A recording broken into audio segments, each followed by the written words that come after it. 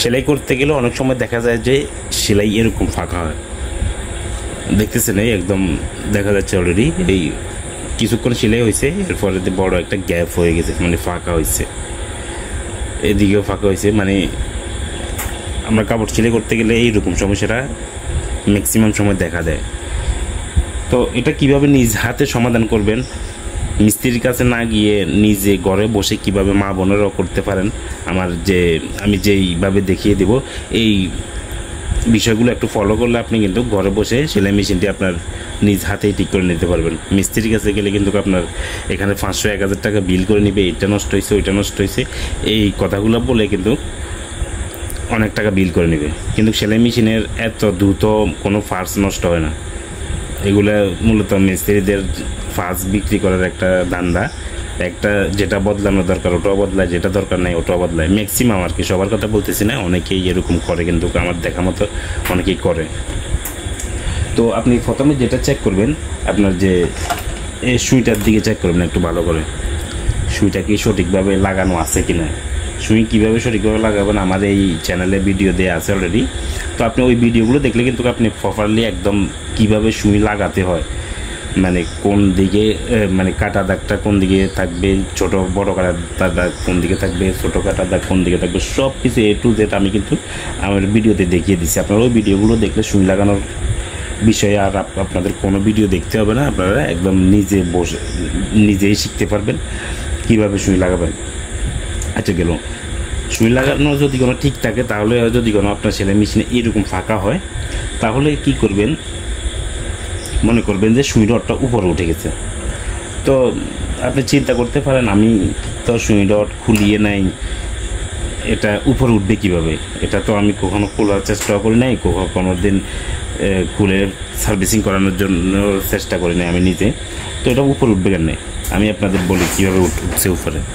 অনেক সময় দেখা যায় যে আমরা মোটা কাপড় সেলাই করি, তো মোটা কাপড় সেলাই করার সময় দেখা যায় সুই ভেঙে গেছে, ঠিক আছে, সুই ভেঙে গেছে, একটা ভাঙছে, দুইটা ভাঙছে, তিনটা ভাঙছে, এই 4টা ভাঙছে। 4টার সময় কিন্তু কী হয়, এটা যখন এভাবে চলে সুইটা কিন্তু অল্প মানে কম প্রেসারে কিন্তু সুই ভাঙে না, দেখছেন, কম প্রেসারে সুই ভাঙে না, এটা অনেক প্রেসার পড়ার পরে সুইটা ভাঙে। তো 3-4টা ভাঙার পরে দেখা যায় যে এটা আস্তে করে স্ক্রুপটা লুজ হয়ে একটু উপরে উঠে গেছে, কত আধা ইঞ্চি উঠে গেছে, না হয় 200তে উঠে গেছে, ঠিক আছে। তো ওই কারণে মূলত সেলাই ফাঁকা হয় বেশিরভাগ। যদি কোনো সুই ভাঙে, সুই রডটা উপরে উঠে যায়, তখন কিন্তু সেলাই ফাঁকার বিষয়টা একদম প্রচুর পরিমাণে সেলাই ফাঁকা হয়, সুই রডটা উপরে উঠে যায়। তো সুই রডটা উপরে যদি উঠে যায় আপনারা কীভাবে ঠিক করবেন আমি আপনাদেরকে দেখিয়ে দিচ্ছি, একদম সবাই ঠিক করতে পারবেন, একদম সহজ একটা সমাধান। সুই রড উপরে উঠে গেলে এটা কীভাবে ঠিক করবেন আমি আপনাদেরকে দেখিয়ে দিচ্ছি। প্রথমে আমি যে এক্সটেনশন সেটটা খুলে নিচ্ছি, এটা খুলে নিলে মূলত দেখা যাবে আসলে আমি কোথায় কাজ করতেছি, ওটা দেখানোর জন্য এটা আমি খুলে নিচ্ছি। মূলত সুই রডের সেন্টার ঠিক করার জন্য আমি এরকম একটা স্ক্রু ড্রাইভার নিয়েছি।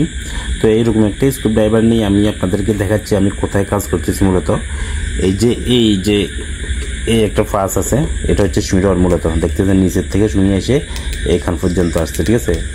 তো এটা এখান থেকে আসছে যে এখানে কিন্তু একটা স্ক্রু আছে, এখানের অপোজিটে, এটা তো সামনের দিক, ঠিক আছে, এটা ডান দিকে একটা স্ক্রু আছে।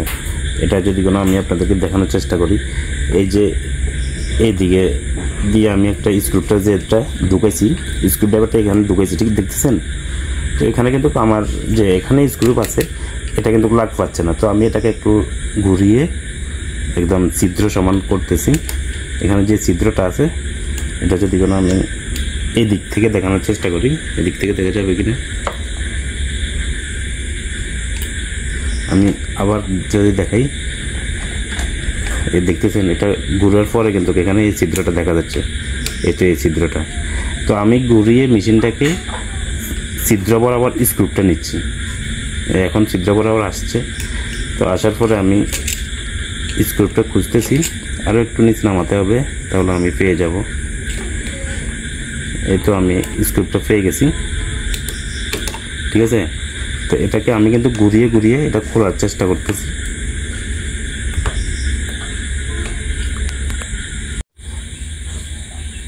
তো এটা ছিদ্র বরাবর কিন্তু আমি নিয়েছি, এটা দেখতেছেন এই যে ছিদ্র বরাবর আছে। তো আমি এটা যদি একটু ঘুরিয়ে দিই, দেখুন একটু ভালো করে, দেখছেন এটা কিন্তু লুজ হয়ে গেছে, এটা লুজ হয়ে গেছে,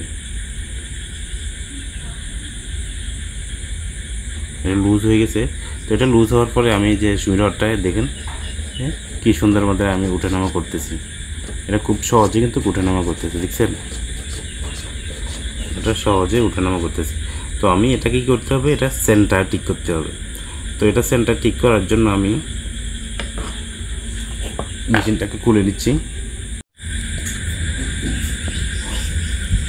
তো মেশিনটাকে আমি ভালোভাবে দেখানোর জন্য উপরে উঠে নিচ্ছি, এটা কিন্তু সুই রডটা কিন্তু উঠানামা করতেছে দেখাইছি আমি। তো এটাকে আমি যে শাটেলগুলো খুলবো, তো অনেকেই জানে না যে শাটেল কীভাবে খুলতে হয়, তো আমি আপনাদেরকে দেখিয়ে দিচ্ছি। শাটেলও এভাবে খুলে আপনারা চেক করে নিতে পারবেন।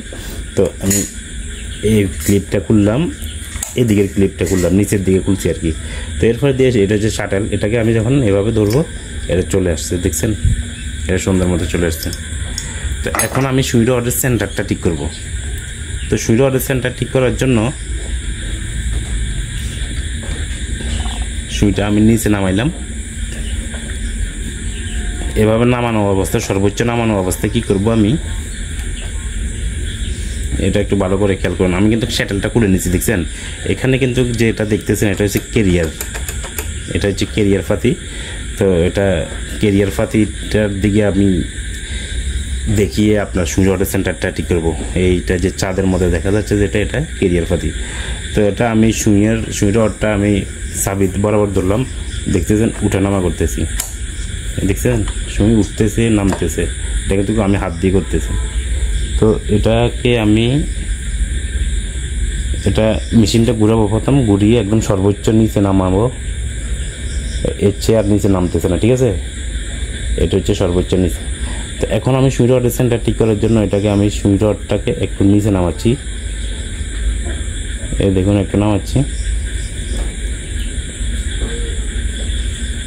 এই দেখুন এই পর্যন্ত থাকবে।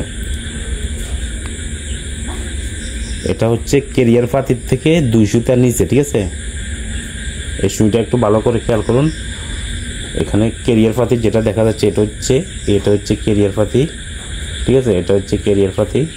এটার থেকে কিন্তু 2 সুতার নিচে আমি কি রাখছি, সুইটা নিচে রাখছি 2 সুতা। তো এইভাবে থাকা অবস্থায় কিন্তু আমি যে স্ক্রুটা লুজ করছি দেখছেন আপনারা, ওটা টাইট করে দেব।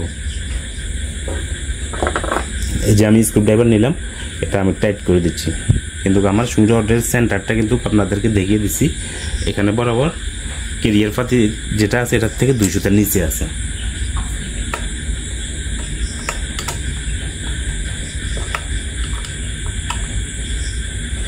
তো আমি এখন মেশিনটাকে যেহেতু কেরিয়ার ফাতি থেকে 2 সুতার নিচে নামাইছি, এটা আপনারা দেখছেন। তো এখন আমি মেশিনটাকে সমান করে ফেলি, নিচে বসিয়ে নিলাম। নিচে বসিয়ে নেওয়ার পরে আমি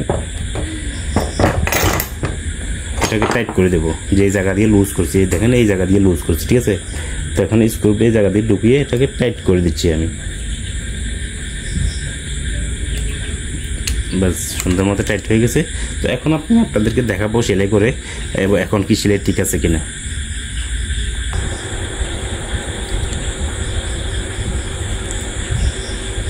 আমি সেলাই ঠিক আছে কিনা চেক করার জন্য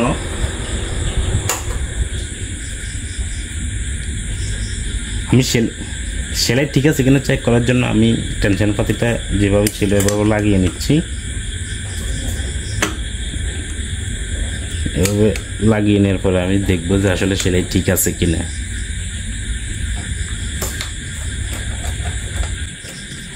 বন্ধুটা লাগিয়ে নিচ্ছি।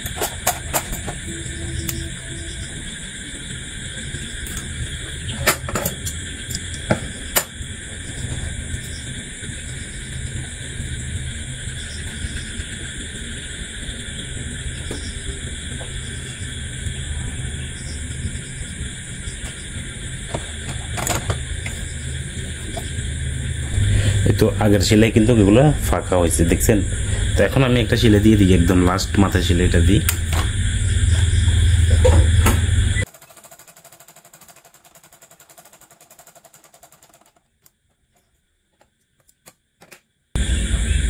এই যে এটা হচ্ছে এখনকার সেলাই, দেখছেন এখনকার সেলাই কি চমৎকার, একদম কোথাও কোনো ফাঁকা নেই, একদম সেলাই খুব সুন্দর হয়েছে। তো এভাবে কিন্তু আপনারা যদি কোনো মনে করেন যে সুই রড উপরে উঠে গেছে ওই জন্য ফাঁকা হচ্ছে, তাহলে এই নিয়মটা ফলো করতে পারেন। আর না হয় আপনারা সুই রড খুলে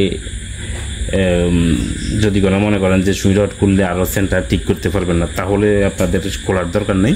আর যদি মনে করেন যে সুই রড খুলতে হবে কোনোভাবেই হচ্ছে না, তাহলে আপনারা খুলবেন, খুলে আমি যেভাবে দেখাইছি দরকার হলে ভিডিওটি 2বার দেখবেন, দেখে আপনারা ঠিক করার চেষ্টা করবেন। ধন্যবাদ সবাইকে, আসসালামু আলাইকুম।